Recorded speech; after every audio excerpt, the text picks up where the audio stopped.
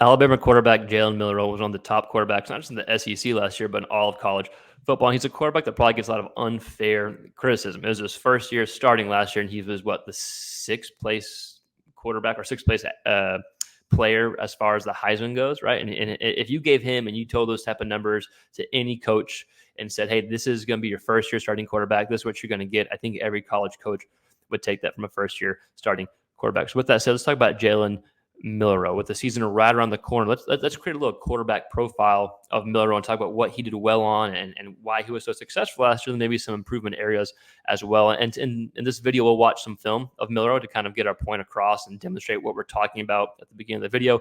It's broadcast footage, so I do apologize. We have to go really slow so YouTube doesn't get mad at me. But it does a good job getting the point across that we are talking about here, right? So Jalen Milroe, when you first think of Jalen Milroe, you think deep ball, deep ball, deep ball. Best athlete on the field, can beat you with his arm or his leg, stretching the field with his arm or taking off and just outrunning every player on the defense, right? I think that's a fair way to describe Miller. But there's a lot more to his game than just that, which we're going to get into. But with the profile, let's talk about his arm strength, accuracy, mobility, deep ball, kind of overall takeaway. Arm strength, everyone knows he has an impressive arm.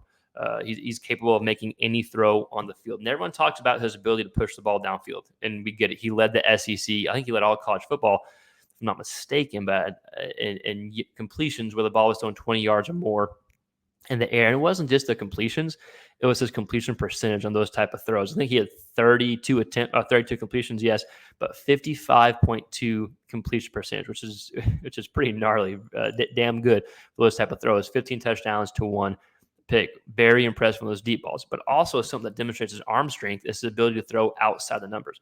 He had almost as many yards outside the numbers as he did inside the numbers, which is pretty rare. He had 1,300-ish inside the numbers and right under, I guess, a little over 1,100 outside the numbers. So that's just another example demonstrating his arm strength that is used not just for deep balls, but spreading the field, making the defense have to cover the whole field. Accuracy. I think he's more accurate than given credit for.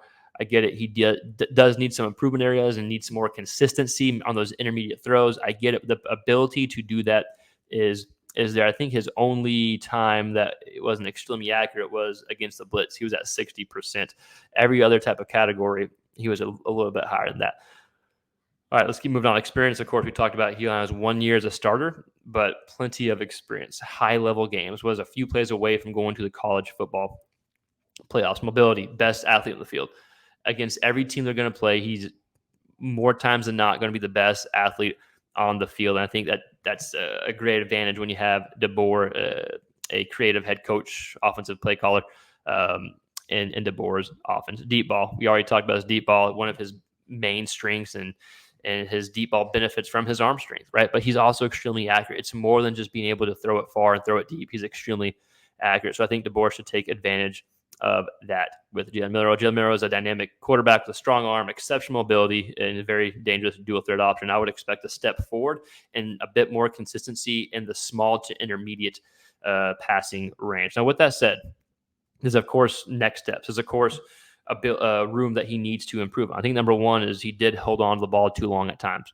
Now, the counter argument with that is a lot of really good athletic quarterbacks do, and that's why they make plays. So you don't want to take that away from them, and I get that. But at the same time, out of all the quarterbacks returning in the SEC, including Texas and OU, he was second in the SEC with sacks being his fault. Only Quinn Ewers, I think, had more sacks that were attributed to him. So out of all the sacks he took, 23% was Milroe's fault, and he did hold on to the ball longer than any other quarterback.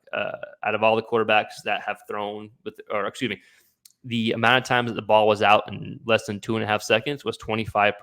So that means 75% of his throws, he's holding on to the ball longer than 2.5 seconds. Now, some of that may be offense development, but for example, I'm pretty sure that was last in the SEC. We can double check that. At least the starting quarterbacks last year. Yeah, it was last in the SEC as far as holding on. The next lowest number for starting quarterbacks last year was a quarterback who wasn't even in the SEC last year. It was Blake Shapen, and he has at Baylor, and 39% of his throws were the ball was out in less than 2.5 seconds. So just to give you an example of kind of how low that number is. Again, Milroe is a different type of quarterback. So when you have an athlete like Milroe that can make plays with his legs, you kind of live with that at times, but I still think that's an area that he can improve on. So with that said, let's go ahead and dive into a few clips. We're going to see some plays of him with pressure in his face, delivering a really good ball outside the numbers. We're going to see his ability to drop straight back and read the defense, which is another area that I thought he did actually pretty well on, that people always talk about his deep ball and play action. Yeah, he was good on play action. 11.1 yards per attempt, 6 touchdowns, 2 picks, 59 completion percentage.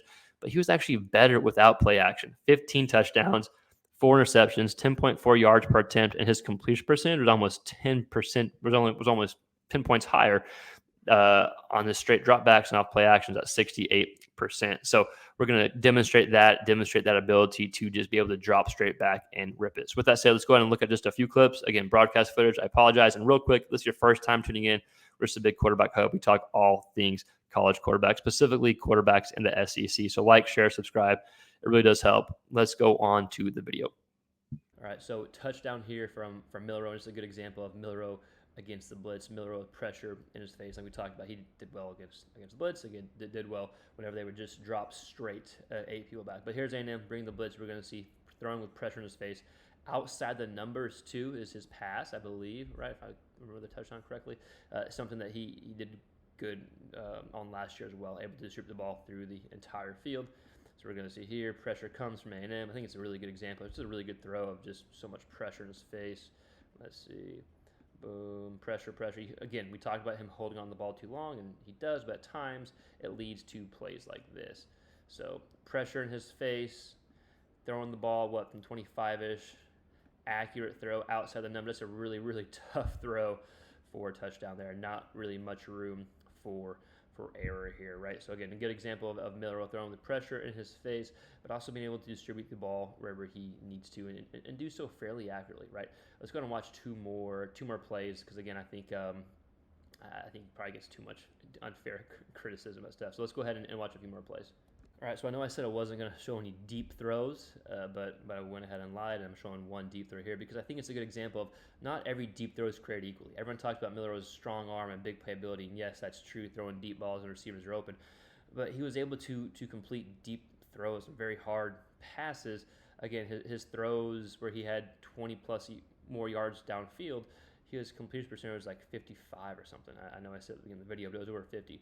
But watch the pressure that he takes here. I think it's a good job, right? It's off play action, something he's really, really good off of, which, it's not surprising because he's such a good athlete. Off play action, and then watch, boom.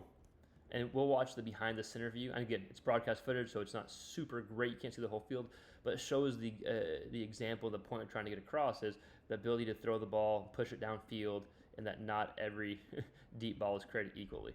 Touchdown, right? Great touchdown. Then watch this throw here. Again, I got to go slow. It's broadcast footage. I do apologize. Don't get too mad at me. Watch this. Boom. Boom. Right? And still delivering that throw, right? So this is the type of stuff I think makes Milroe special. Everyone we'll look at stats or, hey, he needs to be more consistent over the middle of the field. And we even said that, right? It's short to intermediate throws, yes, be more consistent. I think that's going to happen. But this right here is kind of what makes him special. Yes, deliver the ball. Yes, big arm, but doing it over a lot of different situations. Going to watch one more clip of Milroe again. Just want to stick with 3, and then we'll wrap this up. All right, last clip we'll watch of Milroe, and the last clip I just talked about was a play action, which he does do well on, but he actually does better on straight drop back passes that we mentioned in the beginning of the video. And I think a lot of people will just assume, oh, good athlete, he runs a lot, so yeah, play action is going to be good at, which he is, but he's better on these straight drop back passes, which is really impressive. A lot of times you see quarterbacks that are better on play action, but like we said, his numbers on straight drop backs even more impressive. So dropping straight back, he's reading the whole field, starts off with eyes going this way. You'll see the safety kind of glides over here, which is going to leave the middle of the field open. But it's a good job by Milroe, a good example of just a straight drop back pass. Safety goes over there, then he can see his eyes start coming back towards the middle of the field. The ball comes out fairly quick here. Good play here. And then again, I got to go slow, deliver it down the middle of the field for a touchdown, right? But a good example, straight drop back, no play action. You can see his eyes, whether he was reading the running back of the backfield or just trying to get the safety over. It doesn't matter. It ends up being a touchdown here. So it's a good example of something Milroe did really, really well last year. That was just being able to drop straight back and rip it. So let's go ahead and wrap this video up, and we'll call it a day. Right. So just a few clips, and we saw his ability to push the ball downfield, not just from a clean pocket, but with pressure in his face. Right. That's something that I think is important. That there's more than one way to push the ball downfield, and he did that. Well, is that exploding? Y'all see that? I don't know if I did that or StreamYard did that, but I apologize. That looked kind of weird. But regardless, we got Jalen Milroe pushing the ball downfield in more than one way. We got his ability to throw outside the numbers, play action, and straight drop backs. That's something that was really good on Milroe's game. But Alabama fans, SEC fans, I want to hear from you. What are your thoughts on Milroe? Let me know your thoughts in the comments below. What was I wrong about? What was I right about? What do you want to see from Milroe in 2024? Let me know your thoughts. Again, like, share, subscribe. It does help. We'll see you next time. Peace.